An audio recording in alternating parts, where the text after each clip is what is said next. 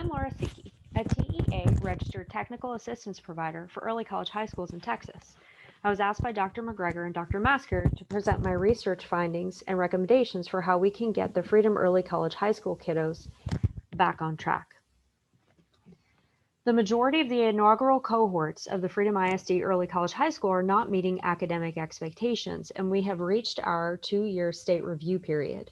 The good news is this is not atypical of brand new early college high school programs, and there are viable solutions to the problem.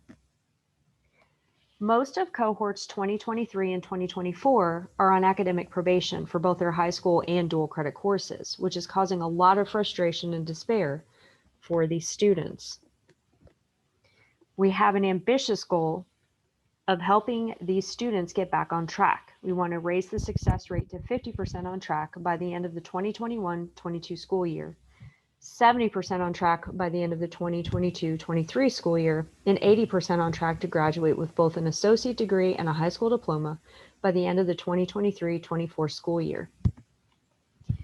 In order to know how best to help these students, we had to determine their current levels of achievement based upon assessments such as MAP, STAR, and TSIA. I looked at their English and AVID course curricula and compared those to the dual credit composition and literature courses they'll take through Freedom College. I also compared staffing levels, professional development, curricula, and course offerings at other successful early college high schools. Finally, I looked at the recruiting materials and ongoing communication between Freedom Early College stakeholders. I'll address the conclusions and recommendations for each area of research, beginning with student achievement data. At the other early college programs that I used as models, only 20% of incoming freshmen were still classified as limited English proficient. At Freedom Early College, 80% of incoming freshmen are still considered LEP.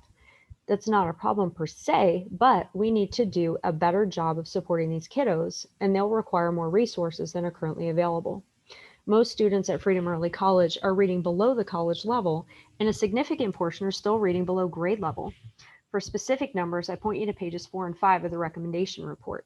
Additionally, students were struggling with time management and organization. We can increase student achievement for cohorts 2023 and 24 by adding interventions and allowing for time to catch up. For example, we can add dedicated reading, writing, and language support courses in the summer and upcoming school year.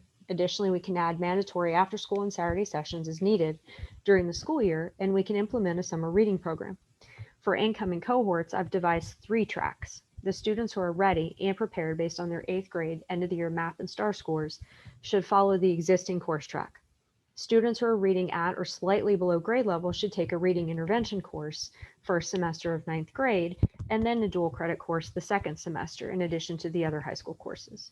Students who are still classified as LEP and reading below grade level would use their 9th grade year to build English language and reading capacity. They could then take a dual credit course the summer between 9th and 10th grades if they are ready. The second area we analyzed was how the prerequisite high school ELAR courses vertically aligned with the Freedom College dual credit courses in English composition and English literature, how AVID compared to other early college prep courses, and then we compared these to the other early college programs. Both the high school English courses and the AVID courses need adjustments to scope and sequence, materials, and instructional delivery.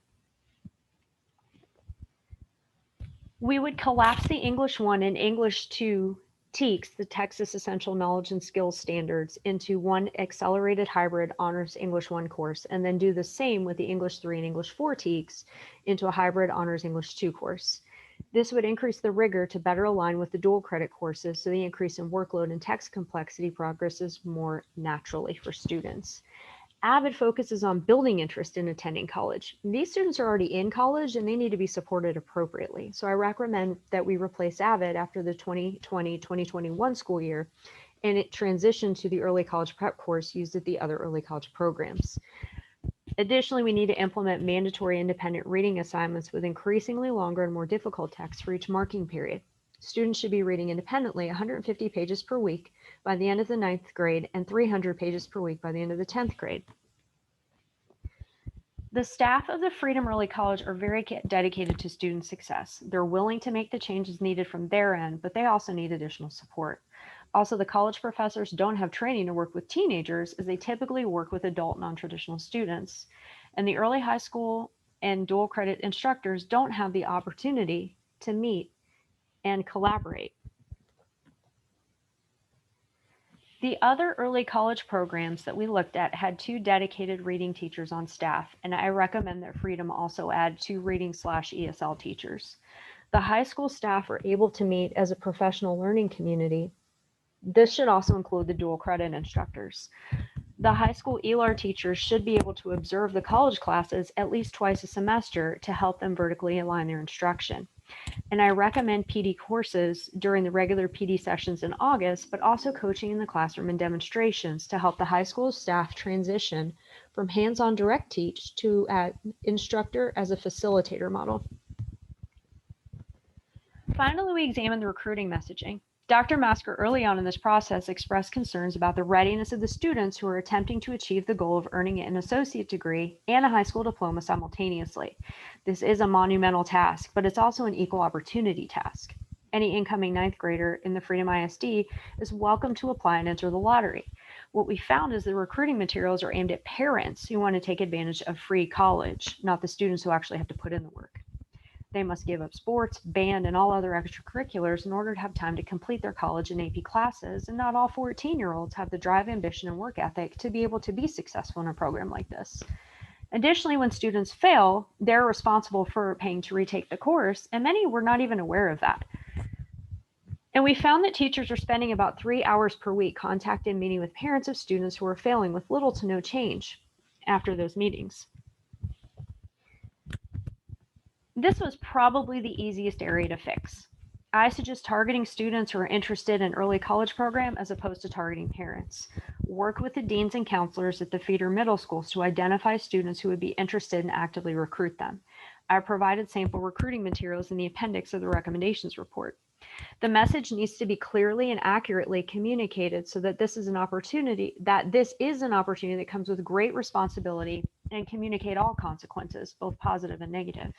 And get the existing cohorts involved. These kids know what it takes to be successful in this program. They know the other kids in the community, and they're going to be your best recruiters.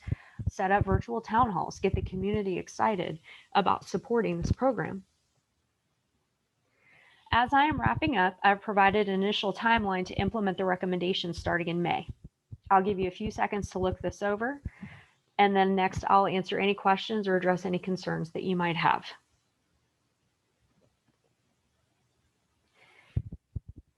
I sincerely appreciate the opportunity to help you with your students. I want to thank you so much for your time. And if you have any questions or concerns, I would like to address those.